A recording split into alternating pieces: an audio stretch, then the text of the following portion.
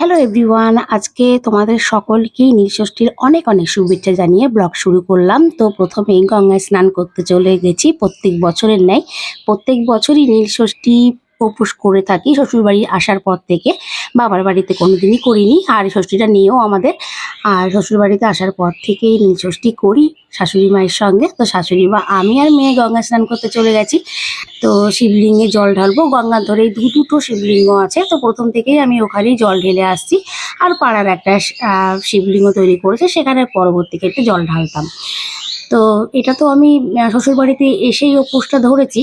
তো আমার স্নান করা হয়ে গেছে অলরেডি, ভেজা কাপড়েই যদিও দিই প্রত্যেক বছর। তো ভেজা কাপড়ে উঠেই গঙ্গার ধার থেকে উঠেই শিবলিঙ্গটি, তো ওখানে সবকিছু ধূপকাঠি ধরিয়ে নিলাম। এত হাওয়া যে বারবার করে নিভে যাচ্ছিল। আর আসার পথে এইখানেও একটা বড় শিবলিঙ্গ রয়েছে। তো এখানেও আমি কিন্তু প্রত্যেক বছর জল ঢেলে থাকি। তো সুন্দর করে সাজিয়েছে, দেখতেই পাচ্ছ, অনেকেরই পুজো হয়ে গেছে।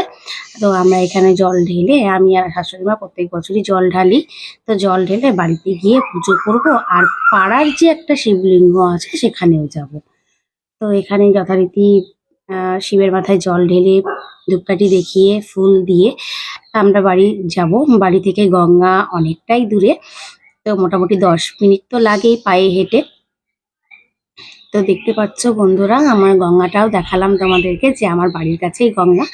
আর আমার বাপের বাড়ি যেখানে, সেখানে আমার পদ্মা নদী। তো পদ্মা গঙ্গা দুটোরই স্বাদ আমি কিন্তু গ্রহণ করে আসছি। তো পদ্মাতে ছোটবেলাতে ভীষণ ভালোবাসতাম স্নান করতে। আর এখানে এই বছর প্রথম আজকে গঙ্গায় গেলাম স্নান করতে। প্রত্যেক বছরই যাই গরমকাল পড়লে, সানডে করেই বেশি যাই আমরা। এরপরে পাড়ার যেখানে শিবলিঙ্গের কথা বলেছিলাম, তো সেখানে চলে এসেছি যথারীতি জল ঢালতে। যেখানে আমাদের দুর্গাপুজো হয়ে থাকে, তো ওখানেই শিবের লিঙ্গ আছে। তো এটা বহু বছরের পুরনো একটা শিবলিঙ্গ। তো সেখানে আমরা কিন্তু জল ঢেলে আসছি আজকে 14-15 বছর আমার বিয়ের পর। তো কিভাবে কি করলাম দেখতেই পাচ্ছ, ভেজা কাপড়েই রয়েছি, অনেকক্ষণ ধরে ভেজা কাপড়ে রয়েছি। কারণ 2-3 জায়গায় অলরেডি জল ঢালা হয়েছে, তারপরে বাড়ি গিয়েও পুজো করব।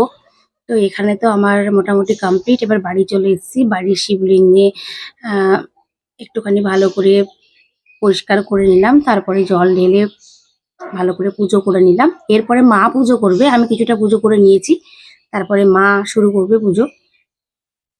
তো এখানে আমি ধূপকাঠি দিয়েছি, মোমবাতি দিয়েছি, আর হচ্ছে তোমার ফুল দিয়েছি। এরপরে প্রসাদ আমান্য করব, করার পর ঠাকুরকে দিয়ে তারপরে নিজের খাওয়া দাওয়ার ব্যবস্থা করব। তো আমার তো হয়ে গেছে মোটামুটি কমপ্লিট।